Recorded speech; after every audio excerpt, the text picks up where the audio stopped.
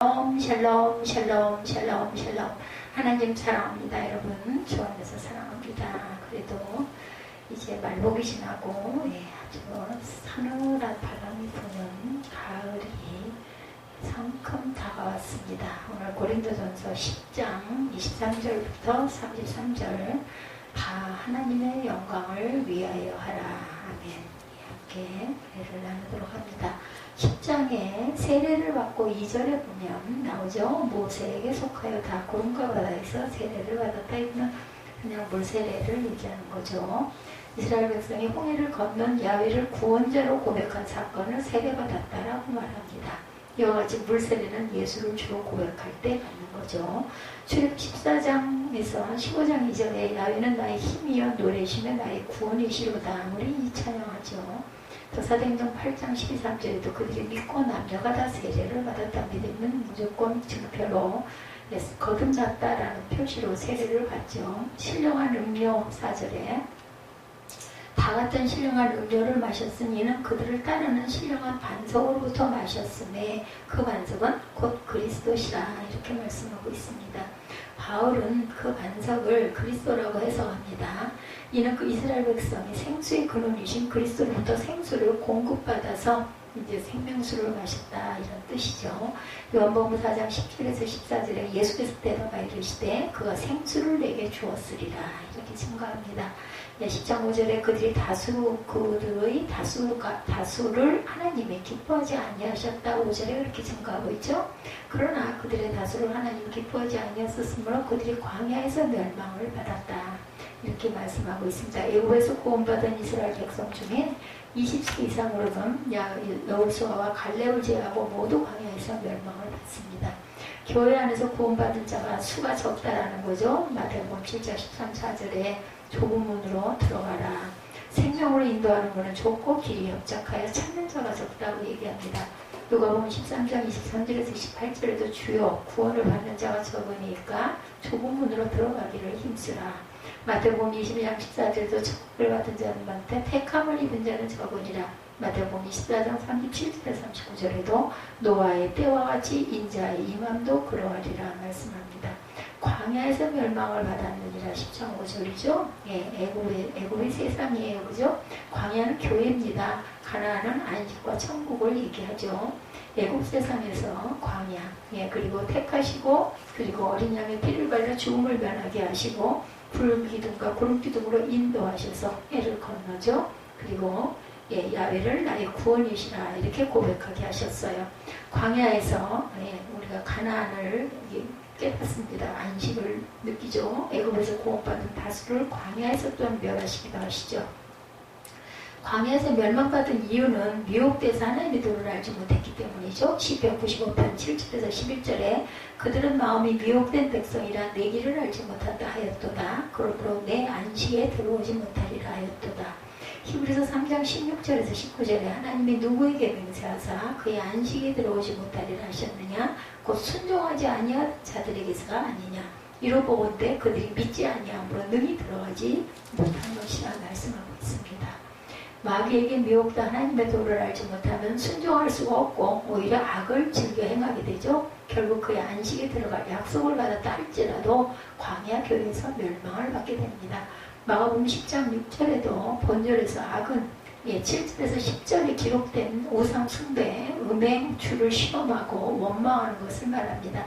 이 네 가지 악을 행하는 자는 반드시 멸망하죠. 7절에서 10절에 기록된 대로 우상 숭배와 음행과 주를 시험하는 것과 원망을 했을 때 야훼를 경외하지 않는 것은 악입니다. 예레미야 2장 19절에 나를 경외함이 없는 것이 악이요 이렇게 얘기하죠. 예레미야 1장 19절에도 나를 경외함이 없는 것이 악이요 같은 말씀을 합니다. 예레미야 2장 19절에도 느헤미야 1장 7절에도 주를 향하여 크게 악을 행하여 주께서 주의 종 모세에게 명하신 계명과 율례와 규례를 지키지 아니하였나이다. 시편 119편 53절에 주의 율례를 버린 악인. 잠언 8장 13절도 야훼를 경외하는 것은 악을 미워하는 것이라. 선줄로 생각하는 자는 넘어질까 조심하라. 마태복음 3장 9절에서 10절에 속으로 아브라함이 우리 조상이라고 생각하지 말라. 내가 너희에게 이르노니 하나님이 능히 이 돌들로 돌들로도 아브라함의 자손이 되게 하시리라 말씀합니다. 천국에 들어갈 줄 알았으나 지옥에 들어간 자들이 있죠. 마태복음 7장 21절에서 13절에 불법을 행하는 자, 22장 9절에서 14절에 예복을 입지 않는 자, 마태복음 25장 1절에서 46절에 기름 준비하지 아니한 자, 그리고 달란트를 땅에 감추어둔 자들, 그리고 염소, 그리고 행악하는 자들, 하나님의 영광을 위하여 하라. 31절에 그렇게 말하죠. 먹든지 마시든지 무엇을 하든지 내 영광을 위해 창조를 하셨다고 이사야 43장 9절에 말씀합니다. 마태복음 5장 13절에 16절에 너희는 세상의 소금이니 너희는 세상의 빛이라 하늘에 계신 너희 아버지께 영광을 돌리게 하라. 이렇게 얘기하죠. 계명성 루시퍼입니다. 아담과 하와, 바벨 사건, 우시아, 히스기야, 느부갓네살, 헤롯 이런 사람들을 얘기하고 있습니다. 전체적인 내용이 오늘 그 10장에 증거되는 중요한 구절들이 많네요. 바울은 우상제물에 관한 문제에 대해서 설명하면서 성도가 그리스도의 영광을 위하여 살아가는 원리에 따라 이웃의 유익을 생각하라고 강조하죠. 하나님 사랑과 이웃 사랑이 우리 크리스찬들의 가장 기본임을 우리가 알고 가야 합니다. 그래서 내가 하나님을 사랑하고 내가 당신을 사랑하고 그리고 하나님이 우리를 또한 축복하고 사랑하신다는 것, 다른 사람의 양심을 위하여 자신의 먹을 수 있는 권리도 복귀해야 한다는 것입니다. 이는 죄인을 위하여 자신의 생명을 주신 그리스도의 희생과 봉사 정신에 기인한 것이라는 거죠. 성도에게 거울이 되는 이스라엘의 역사, 신령한 식물을 먹은 이스라엘이죠. 3절에 보면 3절 봅니다. 다 같은 신령한 음식을 먹으며 다 같은 신령한 음식을 마셨으니 이는 그들을 따르는 신령한 반석으로부터 마셨으며 그 반석은 곧 그리스도시라. 예수께서 우리에게 이렇게 물을 신령한 것들을 주셨어요. 생명을 주신 거죠. 새 생명을 또한 주셨습니다. 이는 이스라엘 백성의 광야 생활을 성도의 삶에 비유함을 의미합니다. 그들은 신령한 식물을 먹고 신령한 음료를 먹었으나 멸망을 받았음을 증거하면서 바울은 신앙의 긴장감을 주려 합니다. 5절에 보면은 말씀하죠. 그들의 다수를 하나님이 기뻐하지 아니하셨으므로 그들이 광야에서 멸망을 받았느니라. 이러한 일은 우리의 본보기가 되어 우리로 하여금 그들이 악을 즐겨한 것 같이 즐겨하는 자가 되지 않게 하려 합니다. 맞죠? 신약의 성도도 이스라엘 백성과 같이 영생수이신 그리스도를 믿음으로 말미암아 구원의 은혜를 누리게 되죠. 하나님이 하늘로부터 내리신 것 시편 78편 25절에 사람이 힘센 자의 떡을 먹었으며 그가 음식을 그들에게 충족히 주셨도다 이렇게 증거하고 있습니다. 하나님이 하늘로부터 떡을 주셨어요. 그죠? 이스라엘로 만족해 하십니다. 시편 105편 40절입니다. 그들이 구한즉 매출하기를 가져오시고 또 하늘 양식으로 그들을 만족하게 하셨도다.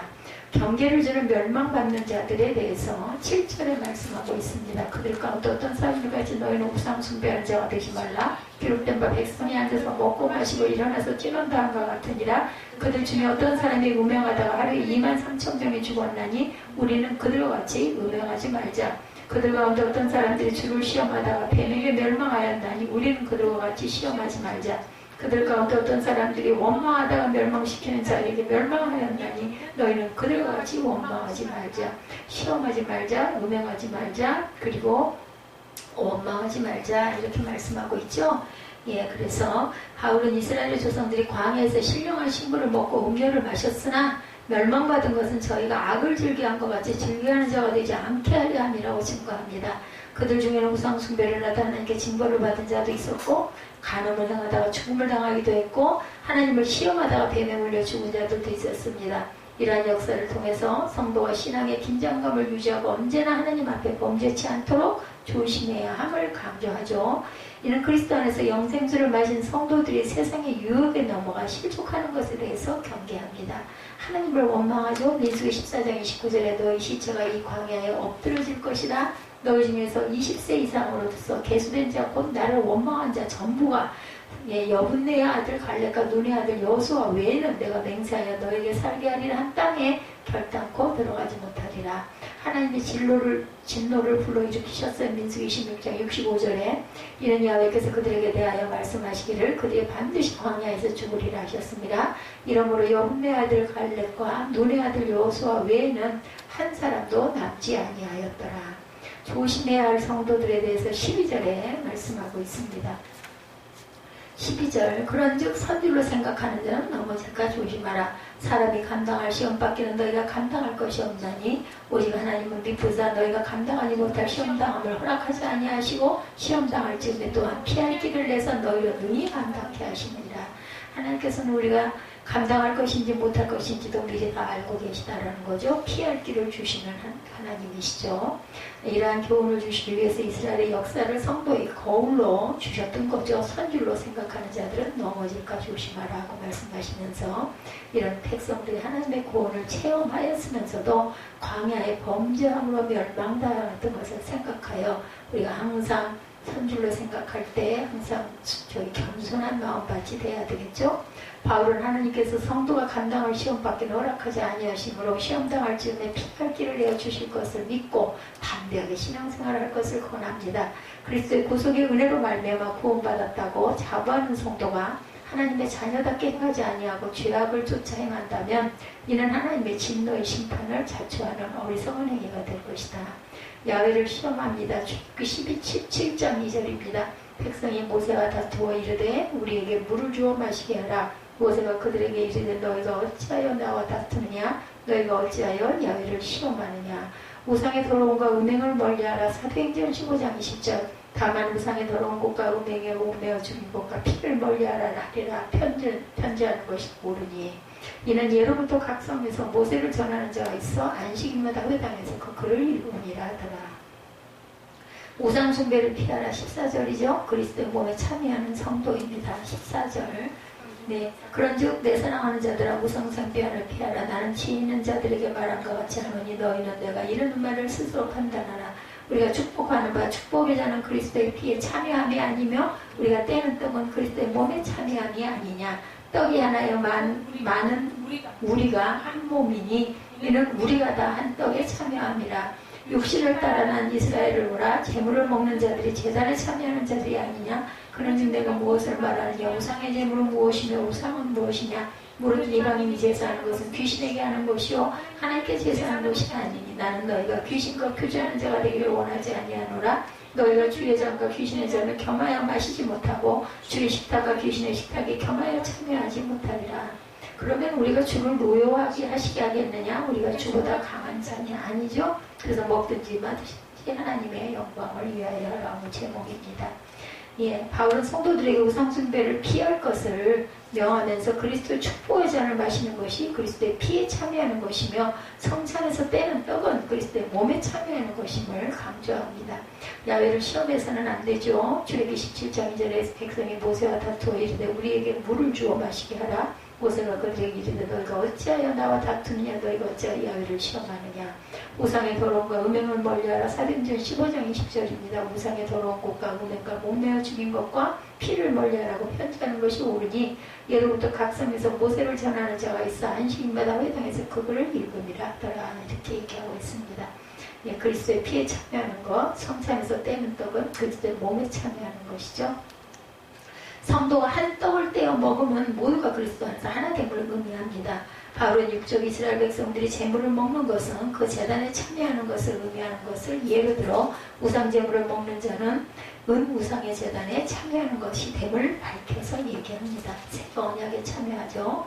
고린도전서 11장 25절에 그때 예수께서 대답하여 이르시되 천지의 주제이신 아버지여 이것을 지혜롭고 슬기 있는 자들에게는 숨기시고 어린아이에게는 나타내심을 감사합니다.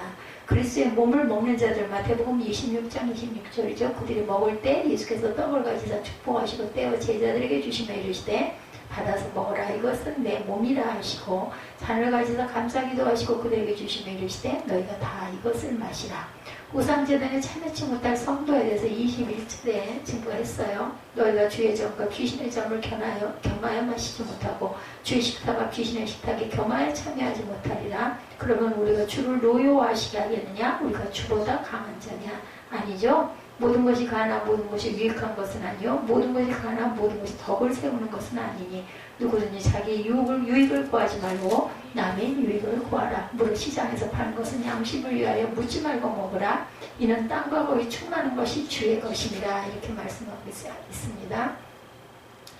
바울은 성도가 그리스도의 잔을 마시는 동시에 우상의 잔을 마실 수 없고 그리스도의 떡을 먹음과 동시에 귀신의 떡을 땜으로 우상과 교제할 수 없음을 증거하죠.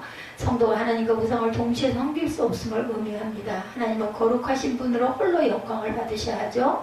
바울은 성도가 주를 노여워하시게 할 수 없음을 강조하는데 이는 성도가 그리스도보다 강하지 않기 때문이라고 말합니다. 즉 성도는 주의 종이므로 주님의 뜻을 쫓아 순종해야 한다. 우상숭배는 하나님의 질투를 유발합니다. 신명기 32장 21절에 그들이 하나님이 아닌 것으로 내 질투를 일으키며 허무한 것으로 내 진노를 일으켰으니 나도 백성이 아닌 자로 그들에게 시기가 나게 하며 어리석은 민족으로 그들의 분노를 일으키리로다. 주와 상관이 없는 우상숭배 신명기 32장 38절에 그들의 재물의 기름을 먹고 그들의 전제의 재물인 포도주를 마시던 자들이 일어나 너희를 돕게 하고 너희를 위해 피난처가 되게 하라. 하나님의 영광을 위한 성도의 삶이죠. 24절부터 나타납니다. 남의 유익을 구하라고 말씀하죠. 남의 유익을 구하라. 행동 기준을 제시하고 있습니다. 그것은 자기 유익을 구하지 말고 남의 유익을 구해야 한다. 우상제물을 먹는 문제와 관련하여 교훈한 것인데 다른 사람의 양심을 생각하여 자신의 행위를 결정해야 함을 의미하죠. 성도에게 모든 것을 행할 수 있는 권한이 있으나 모든 것이 덕을 세우는 일이 아니므로 항상 덕을 세우는 것을 기준으로 하여 행동해라. 다른 사람의 양심을 위하여 시장에서 파는 것에 대하여 묻지 말고 먹을 것을 명합니다. 그러나 불신자 중에 상해 차려놓은 곳이 우상의 제물임을 말하면 알게 한 자와 및 양심을 위하여 먹지 말자 이렇게 얘기하죠. 우상은 아무것도 아니고 오직 하나님만이 천지의 유일하신 하나님이심을 알기에 우상제물이라고 먹을 수 있는 자유가 있더라도 다른 사람에 의해 비방을 받을 필요는 없다. 자신의 양심에 꺼리낌이 없더라도 다른 사람을 시험에 들게 하거나 실족하게 하는 것은 하나님 앞에 범죄가 되므로 성도는 언제나 다른 사람의 양심을 유의해야 한다. 자기 유익을 구치 않습니다. 고린도전서 13장 5절입니다. 물에 행치 아니하며 자기 유익 구하지 아니하며 성내지 아니하며 악한 것을 생각하지 아니하며 예수의 일을 구하여야 한다. 빌립보서 2장 21절 그들이 다 자기 일을 구하고 그리스도 예수의 일을 구하지 아니하되 디모데의 연단을 너희가 안하니 자식이 아버지에게 함같이 나와 함께 복음을 위하여 수고하였느니라. 하나님을 영광을 위하여 먹고 마시라. 31절이죠. 너희가 무엇을 먹든지 무엇을 하든지 무엇을 마시든지 다 하나님의 영광을 위하여 하라. 유대인에게나 헬라인에게나 하나님의 교회나 거치는 자가 되지 말고 나와 같이 모든 일에 모든 사람을 기쁘게 하여 자신의 유익을 구하지 아니하고 많은 사람의 유익을 구하여 그들로 구원을 받게 하라. 남들의 유익을 구해서 구원받을 수 있게 하라는 거죠. 맞는 이야기입니다. 많은 사람의 유익을 구하라. 바울은 성도들에게 모든 사람에게 거치는 자가 되지 말고 자신과 같이 모든 사람을 기쁘게 하여 자신의 유익을 구치 아니하고 많은 사람의 유익을 구하여 저희로 구원을 얻게 하라고 교훈합니다. 다른 사람의 유익을 구하여 구원시키는 것이 성도가 하나님의 영광을 위하여 사는 삶이라는 거죠. 하나님께 대한 사랑은 이웃에 대한 사랑으로 나타나는 것이므로 성도는 언제나 자신의 유익을 구하지 말고 오직 하나님과 이웃의 유익을 구해야 합니다. 약한 자에게는 약한 모양으로 대하죠. 고린도전서 9장 20절에 약한 자들에게 내가 약한 자와 같이 된 것은 약한 자들을 얻고자 하며 내가 여러 사람에게 여러 모습이 된 것은 몇 사람이라도 구원하고자 함이니 내가 복음을 위하여 모든 것을 행하면 복음에 참여하고자 함이라. 하나님을 따라 행하나. 베드로전서 4장 11절이죠. 만일 누가 말하려면 하나님의 말씀을 하는 것 같이 하고 누가 봉사하려면 하나님을 공급하시는 힘으로 하는 것 같이 하라. 이는 범사 예수 그리스도로 말미암아 하나님의 영광을 받으시게 하려 함이 그에게 영광과 권능이 세세에 무궁하도록 있느니라. 아멘. 이 10장 말씀 그리스도 안에 있는 자에게 주어진 자유는 자신을 유익하는 데 사용한 것이 아니고 그리스도의 영광을 위하여 사용되어져야 하는 교훈을 그 바울이 교훈합니다. 성도는 언제나 그리스도와 같이 자신의 유익을 구치 아니하고 이웃의 유익을 먼저 생각하는 사랑의 삶을 살아야 되겠다는 거죠. 우리 23절부터 33절의 말씀을 중심으로 하나님의 영광을 위하여 하나라는 제목으로 함께 잠깐 말씀 나눕니다. 종교개혁자들의 개혁 슬로건 5가지 중에 오늘은 오직 시리즈의 마지막 순서 오직 하나님께 영광함이라는 주제에 대해서 증거합니다. 31절에 바울은 고린도교회 성도들을 향하여 이렇게 명령하죠. 그런즉 너희가 먹든지 마시든지 무엇을 하든지 다 하나님의 영광을 위하여 하라. 이 말씀의 의미, 특별히 성도에게 있어서 존재의 목적을 말씀하고 있죠. 장로교에서 채택하고 있는 신앙 고백서인 웨스트민스터 소요리 문답 제1번에 질문하고 있습니다. 사람이 제일 되는 목적이 무엇인가? 이 질문에 대해서 대답은 사람이 제일 되는 목적은 하나님을 영원롭게 하며 그로 인하여 즐거워하는 것이다. 답을 이렇게 써야 되는 거예요. 이 질문에 대한 대답을 잘 이해하고 믿음으로 받아들인 사람은 인생의 첫 단추를 잘 끼는 사람이죠. 그러나 이 질문에 대해서 이해하지 못하거나 거부하는 사람은 첫 단추를 잘못 낀 사람, 피곤한 인생을 살게 됩니다. 사람의 존재 목적은 하나님께 영광 돌리는 것이 맞죠. 그러나 인류의 조상인 아담의 타락 이후에 인간들은 하나님께 영광 돌리는 일을 포기하죠. 포기한 것이 아니라 영광을 돌릴 자격을 잃어버리게 됐어요. 대신 하나님의 영광을 가로채서 자신이 하나님의 자리에 오르기 위한 시도를 끊임없이 해오고 있습니다. 그것이 인류의 역사죠. 이 싸움은 지금까지도 지속되고 있어요. 얼핏 생각할 때 바벨탑 그죠? 사건이 생각이 나죠. 그것이 바로 신본주의와 인본주의와의 대결입니다.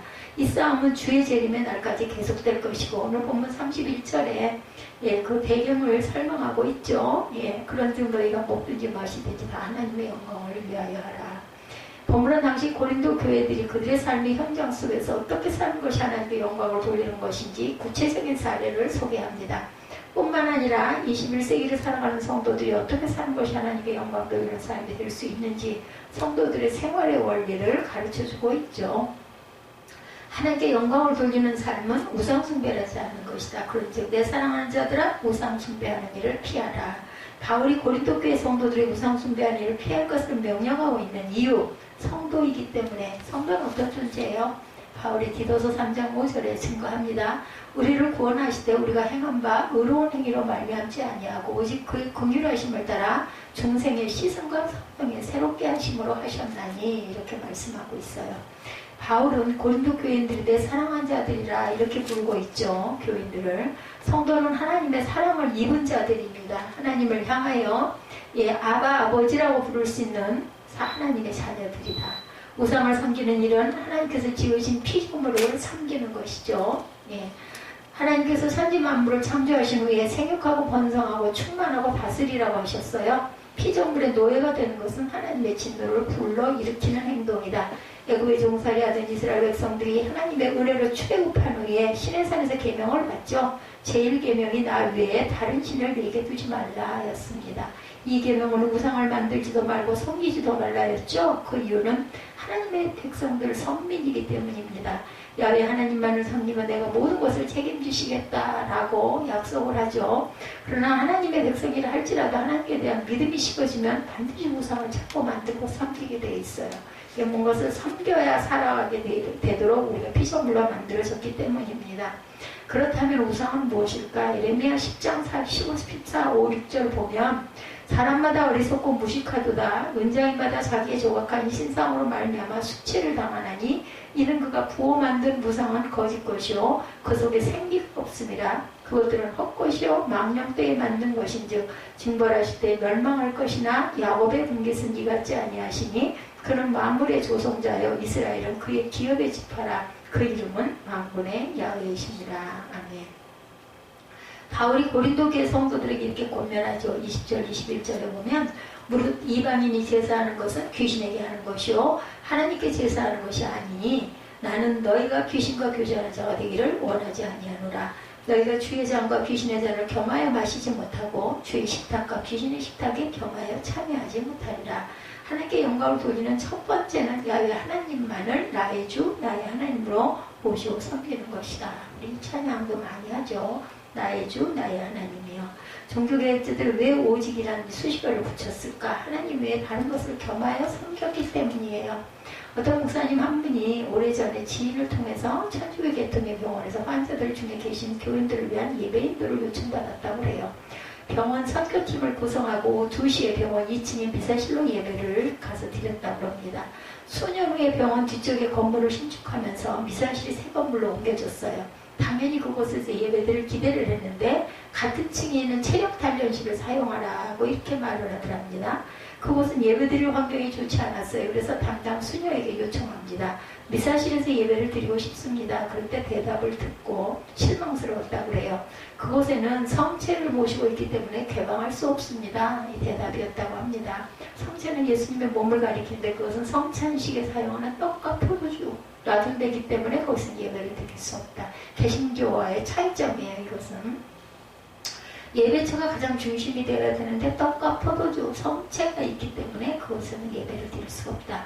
천주교에서는 화채설이라는 교리를 주장하죠. 성찬식에서 신부가 신자 입에 떡을 넣어주는 순간 예수님의 몸으로 변하고 포도주가 혀에 닿는 순간 예수님의 피로 변한다라고 생각을 하는 거죠.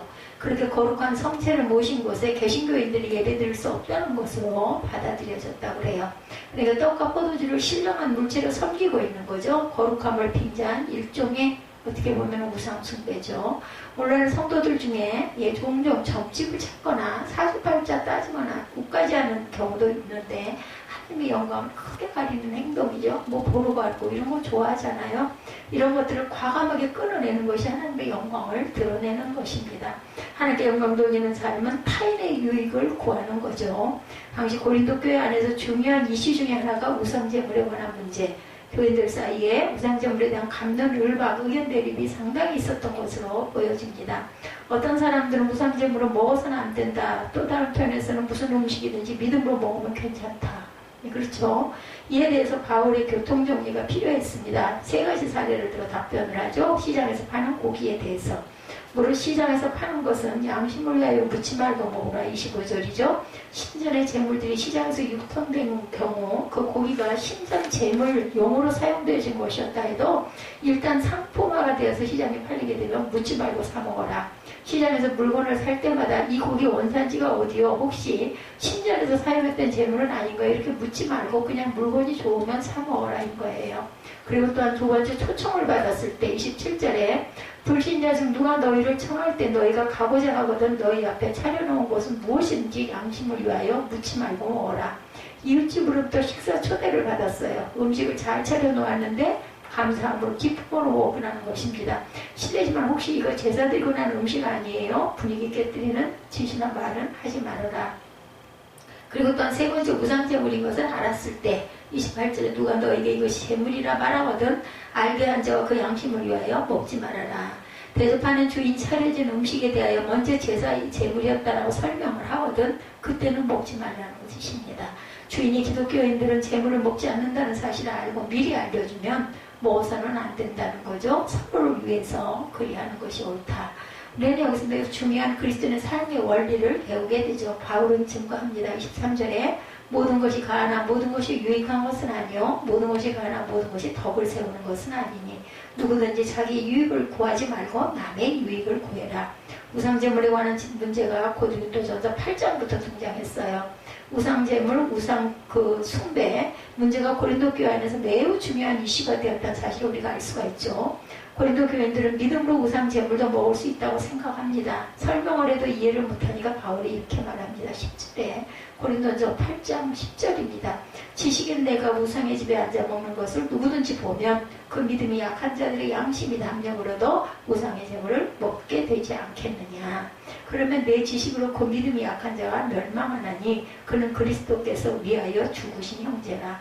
이것은 너희가 형제에게 죄를 지어 그 약한 양심을 상하게 하는 것이 그리스도에게 죄를 짓는 것이라. 그러면 만일 음식이 내 형제를 실족하게 한다면 나는 영원히 고기를 먹지 아니하여 내 형제를 실족하지 않게 하리라.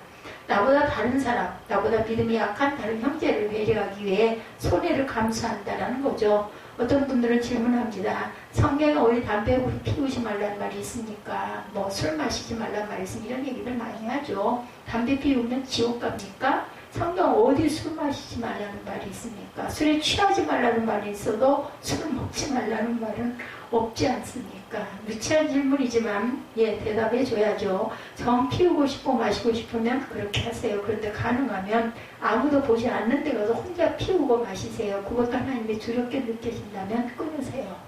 그거 은혜 받고 교회 열심히 나오고 다른 사람은 하나도 안 먹는데 혼자만 먹으면서 이거 뭐 죄라고 안 했으니까 나 먹을 거야. 그건 반발이죠. 그거 안 하죠. 그렇게들. 아브라함과 그의 조카 롯이 함께 지내는데 목자들 사이에서 자주 다툼이 일어나죠. 그래서 아브라함이 조카 롯에게 얘기합니다. 너희 목자들과 나의 목자들이 다투는 일이 일어나니 좀 떨어져 사는 게 좋겠다. 먼저 내가 선택하라. 내가 좌하면 내가 우하고 내가 우하면 내가 좌하리라. 예, 창세기 13장 9절에 아브라함이 먼저 양보를 하죠. 이것이 믿음 있는 성도의 기본 자세다. 어디서든지 먹든지 마시든지 무엇을 하든지 먼저 다른 사람의 유익을 구하시기 바랍니다. 조금만 배려하고 양보하고 때로는 손해를 조금만 보면 지나치게 따지고 계산하지 말고 그렇게 하고 싶으면 십자가 목걸이를 떼고 하라는 거죠. 하나님의 영광을 드러내는 것은 다른 사람의 유익을 먼저 아니 그럴 때 있지 않아요. 아이고 이거 괜히 또 이렇게 해가지고 하나님 영광 가리겠네 이런 얘기들 많이 하죠. 하나님께 영광 돌리는 삶은 다른 사람에게 거치는 자가 되지 않는 것이다. 유대인이거나 헬라인이거나 32절부터 하나님의 교회나 거치는 자가 되지 말고 나와 같이 모든 일에 모든 사람을 기쁘게 하여 자신의 유익을 구하지 아니하고 많은 사람의 유익을 구하여 그들로 구원을 받게 하라. 그래서 거치다는 말은 남들 앞에 돌멩이를 두어 걸려 넘어지게 한다는 뜻을 갖고 있습니다. 쉽게 말하면 나 때문에 다른 사람들이 시험에 들거나 죄를 짓지 않게 하라는 거죠. 바울이 보기에 이미 고린도 교회는 다른 사람들을 많이 넘어지게 했다고 본 거예요. 고린도 교회는 교회 안에 파벌을 짓고 이방인들 가운데 없는 도덕적인 부정을 행함으로 많은 사람들이 거기에 걸려 넘어졌어요. 믿음이 강하다는 교인들이 우상 숭배하는 자리에 참여하고 우상성 재물을 먹음으로써 약한 사람들을 걸려 넘어지게 했다. 이런 현상들이 나타난 이유는 고린도 교회 안에 분파가 일어나서 서로 다투는 모습을 보면서 그 원인에 대해서 진단합니다. 고린도전서 3장 1절에 형제들아 내가 신령한 자들을 대함과 같이 너에게 말할 수 없어서 육신에 속한 자 곧 그리스도 안에서 어린아이들을 대함과 같이 하노라. 내가 너희를 저주로 먹이고 밥으로 아니하였노니 이는 너희가 감당하지 못하였음이거니와 지금도 못하리라. 너희는 아직도 육신에 속한 자로다. 너희 가운데 시기와 분쟁이 있으니 어찌 육신에 속하여 사람을 따라 행함이 아니리요. 교회 공동체가 하나로 화목하지 못하고 다투는 것은 영적으로 어린아이의 상태에 머물러 있기 때문이다. 믿음은 있지만 이기적이다. 예수를 믿지만 영적으로 성장하지 못하면 도리어 그 믿음이 다른 사람에게 피해를 주고 시험에 들게 할 수 있다. 우리가 예수를 믿어 구원을 받았지만 죄와 사망의 벌에서 자유함을 얻게 되었지만 거기서 그치면 안 된다라고 얘기하죠. 고린도전서 8장 9절에 그런즉 너희의 자유가 믿음이 약한 자에게 걸려 넘어지게 하는 것이 되지 않도록 조심해라. 자유를 잘못 사용하면 방종이 되죠. 자신은 좋을지 모르나 다른 사람에게 고통을 주기도 합니다. 8세기의 로마의 칼 대제는 정복지에서 물로 세례를 받든지 피로 세례를 받으라고 말하면서 개종을 강요했다고 합니다. 복음의 정신과는 너무나 거리가 못해도 예수께서 잡히실 때 베드로가 칼을 휘둘러 제사장 종님 그 말고의 귀를 떨어뜨리죠. 그때 예수께서 말씀하시죠. 너는 내가 내 아버지께 구하여 지금 12군단 더 되는 천사를 보내게 할 수 없는 줄로 아느냐. 그리고 칼을 쓰는 자는 칼로 망한다고 말씀하죠. 칼집에 꽂으라고. 내 주장, 내 이익, 내 편리만을 생각한다면 다른 사람에게 유익을 끼칠 수 없다. 이런 모습은 하나님의 영광을 돌리는 그런 모습이 아니라는 겁니다. 믿음을 앞세워 다른 사람들을 시험에 들게 하고 걸려 넘어지게 하는 것은 죄를 짓는 것이다. 하나님께 영광 돌리는 삶은 거친 돌이 아니라 디딤돌이 되어줘야 된다. 그래서 오직 하나님께 영광이란 구호는 대단히 거창하게 거리감 느껴지는 말이겠지만 바울 사도는 성도의 실제 삶에서 하나님께 영광 돌리는 삶이 무엇인가를 상세하게 오늘 말씀에서 소개하고 있죠. 하나님께 영광 돌리는 삶은 복잡하고 어려운 것이 아니고 나의 삶에서 우상을 끊어내는 것. 하나님께서는 다른 것들을 요구하지 않습니다. 구속함을 받은 성도들이 오직 하나님만을 바라고 섬기기를 원하고 하나님의 자녀들이 피조물 앞에 엎드리고 그에게 노예가 되는 것을 원치 아니하십니다. 아무나 하나님께 영광 돌리지 못하죠. 오직 구속함의 은혜를 받은 성도들만이 영광을 돌릴 수 있다. 하나님 한 분만으로 만족할 수 있기 바랍니다. 둘째, 다른 사람의 유익을 구하자. 하나님께 영광 돌리는 삶은 하나님만을 바라보는 것을 뜻하지 않습니다. 나의 이웃에 대하여 관심을 가지고 배려하고 유익을 끼치는 것. 그렇게 해야 하는 이유는 우리가 하나님으로부터 말할 수 없는 큰 사랑을 받았기 때문.